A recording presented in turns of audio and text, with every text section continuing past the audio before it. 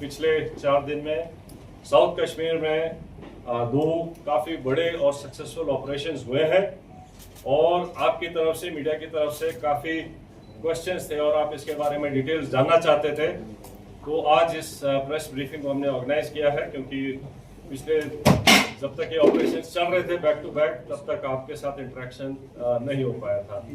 तो आज इसके बैकग्राउंड देने के लिए जो ऑफिसर्स इसमें इन्वॉल्व थे, सभी एजेंसीज के, जेकेपी, आर्मी, सीआरपीएफ, वो कमांडर्स जो इसमें इन्वॉल्व थे आपके सामने बैठे हैं।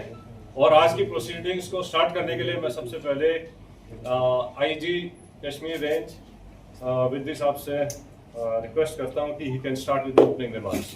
Thank you sir. जो पिछले 1 महीने से जो टेररिस्ट एक्टिविटी हैं, गतिविधियां हैं, उस घटनाक्रम के परिप्रेक्ष्य में जो बाकी यहाँ पे तैनात सारे सुरक्षा बल हैं, उन्होंने अपनी स्ट्रेटजीज का पुनर्वलोकन किया और उसकी एक समीक्षा करी।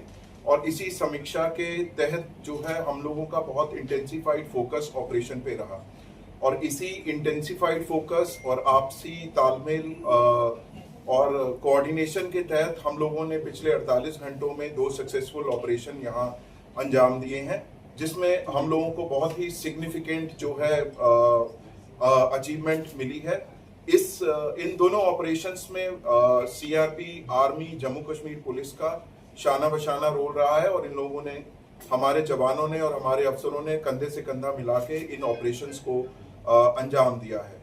सरसरी तौर पे ये 2 ऑपरेशंस, एक केलर के इलाके में जो कि शोपियां में आता है वहां हुआ और दूसरा जो कि कल जो था त्राल के इलाके में हुआ।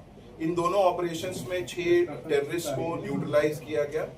और मैं आपको ये बताना चाहता हूँ कि ये जो आपसी तालमेल है सुरक्षा बलों का यहाँ पे और बाकी सुरक्षा एजेंसीज का, भले ही जो भी आसूचना देनी हो, इंटेलिजेंस एजेंसी हो, बाकी हो, उनके आपसी तालमेल और समन्वय के कारण ही ये ऐसे जो सक्सेसफुल ऑपरेशन संभव हुए हैं। और हम सब लोग जम्मू कश्मीर में, खासकर कश्मीर वैली में, इस चीज के लिए कटिबद्ध हैं कि जो टेरर इकोसिस्टम है या कोई भी टेररिस्ट एक्टिविटी है, उसका खात्मा करने के लिए हम सदैव तत्पर एवं हमेशा कटिबद्ध रहेंगे।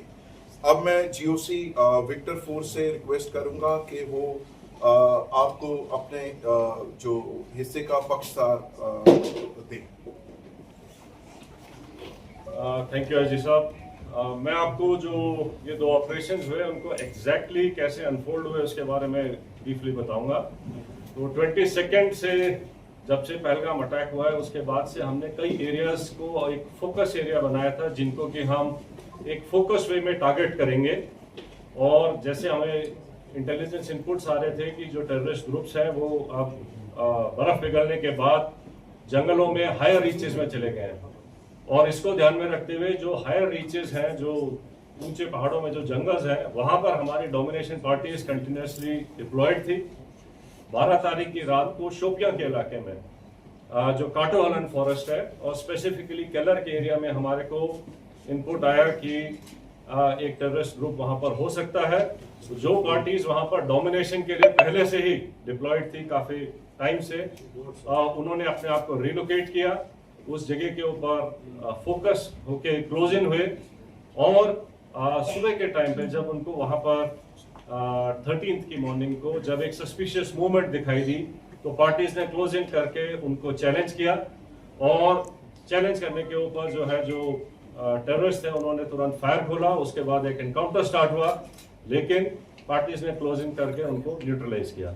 तो ये जो ऑपरेशन था ये हायर रीचेस में काफ़ी ऊंचाई के इलाके के ऊपर हुआ और काफ़ी डिफिकल्ट एरिया था जहां पर इस किस्म के ऑपरेशन को अंजाम दिया गया। जो सेकेंड ऑपरेशन था जो कि त्राल के इलाके में हुआ था, उसका टेरेन बिल्कुल डिफरेंट है, जो कि एक गांव के अंदर था। तो उसी में इनपुट आई कि शायद एक टेररिस्ट ग्रुप जो है एक गांव के नाडर के इलाके में